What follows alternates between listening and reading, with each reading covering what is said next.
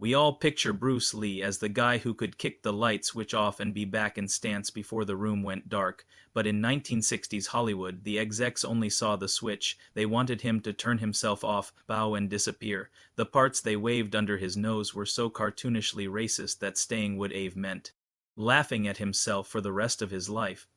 Ready to hear what he turned down? Spoiler, it's worse than a bad kung fu dub. After the Green Hornet wrapped, Bruce assumed Kato's cult status would let him trade the mask for a lead role. Instead, every breakdown slid across his agent's desk with the same memo stapled on: Number 1 son, loyal, speaks broken English, dies for white hero's growth. He joked to a buddy, "I've opened fortune cookies with richer arcs." One producer even sketched a scene where Bruce shuffles in, cued angling, to apologize to a cowboy who barks, "Back to the railroad, Charlie." Bruce flicked the pages like they were on fire. He did have one trick up his sleeve, a pitch for an Eastern Western. A wandering monk who finds the Old West and uses his fists instead of firearms. The studio loved the idea, so much in fact they cast David Carradine as the star. The series became Kung Fu, minus any actual Asian in the lead. Their excuse, Middle America isn't ready. Translation, we'll keep your concept, erase your face and still expect you to choreograph the fights for minimum wage.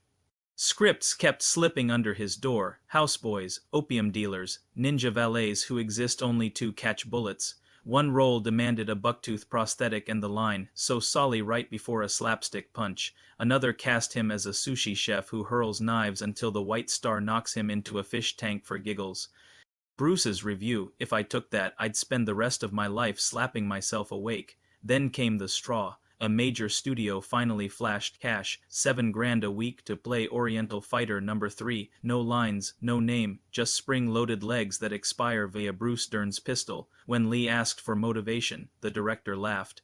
"Motivation? Your scenery that kicks."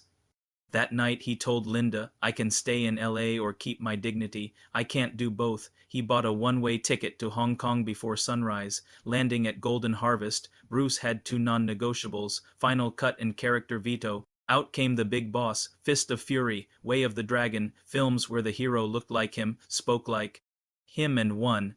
They shattered records across Asia. Proving an Asian face on the poster could print money and pride in the same reel. Hollywood came crawling back. Warner now needed Bruce more than he needed them. The New Deal, co-production, creative control and his fight choreography untouched. Enter the Dragon became the first U.S. Hong Kong co-production starring an Asian lead. He died 6 days before its release.